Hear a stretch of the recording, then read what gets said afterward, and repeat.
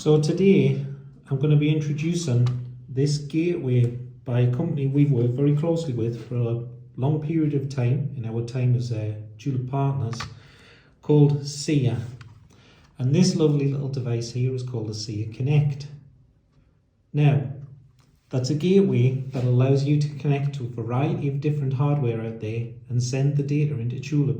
We're going to explain what's behind it, and we're going to show you over a number of videos how you could implement it in your solutions. So what are the features of this SIA? Because we know that there is of course Tulip Edge devices, but what we found was that the Tulip Edge devices were fine if you need OPC UA or you need Node-RED, and Node-RED of course is flexible, but we found it a bit limiting from our background in dealing with automation solutions, where we needed to connect to a number of different robots, different PLCs and other devices on the automation solutions. So, to start with, what's special about this gateway? Firstly, it requires no software installations on servers or anything like that, so it totally fits with the Tulip Cloud philosophy. You can just insert this in the cabinet, because of course it's wall mounted, and just have it sitting in the cabinet inobtrusively, okay? And it can connect to a huge number of devices. We've actually not had any problems with any devices we've wanted to connect to.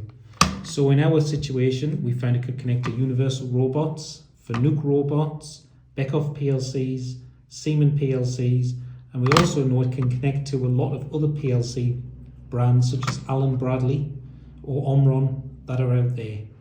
Okay, and it can convert any stream in into a variety of streams out.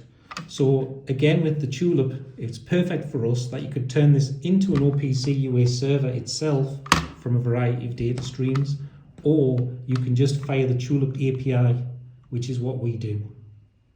And we found it works extremely well with Tulip, but of course it can work with Azure, AWS, or anything else that's out there that you can think of probably. So what are the features? Well, firstly, you have the normal power supply.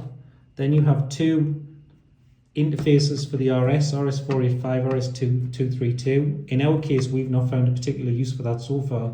The major part that we use is the two network ports here, and you can configure those in a variety of different ways.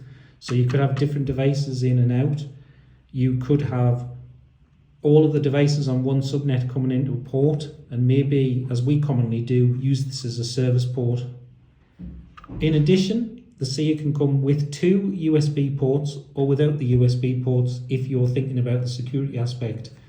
So thinking about the internet connectivity, you can connect to Wi-Fi through the USB port, you can connect to a mobile router through the network port, or you can just use whatever internet capabilities exist in the network that you've connected to and configured.